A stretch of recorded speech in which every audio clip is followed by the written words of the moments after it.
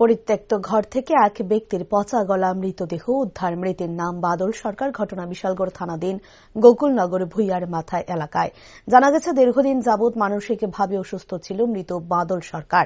সাবরুম আগরতলা জাতীয় সড়কের পাশে স্থিত ভুইয়ার মাথা এলাকার হরেকৃষ্ণ ধরের একটি পরিত্যক্ত ঘরে বসবাস করত সে। গত কিছুদিন যাবৎ তার কোনো চলাফেরা নজরে পড়েনি আশপাশের প্রতিবেশীদের, কিন্তু গত 1-2 দিন যাবৎ ঘর থেকে প্রচন্ড দুর্গন্ধ বেরোচ্ছে বলে জানায় স্থানীয়রা। পরে শুক্রবার বিশালগড় থানায় খবর পাঠালে পুলিশ ঘটনাস্থলে ছুটে গিয়ে ঘরের দরজা খুলতেই দেখতে পায় ঘরের মেঝেতে পড়ে আছে বাদল সরকারের পচা গলা দেহ।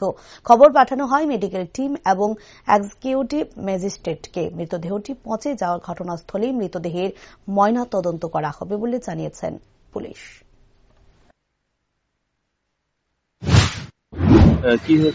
আজকে সকাল 10টার সময় আমরা একটা ইনফরমেশন পাই যে রাস্তার মাথা গোকুলনগরে একটা ডেড বডি, রাস্তার লগে একটি পরিত্যক্ত ঘরের মধ্যে একটা ডেড বডি পাওয়া গেছে। আমরা স্পটে আসি, আশেপাশের লোকজনকে জিজ্ঞাসা বাদ করি। লোকটা আইডেন্টিফাই করছে যে মানসিক ভারসাম্য, দীর্ঘদিন ধরে মানসিক ভারসাম্যজনিত রোগে আক্রান্ত ছিল। তো জানা গেছে, নাম জানা গেছে।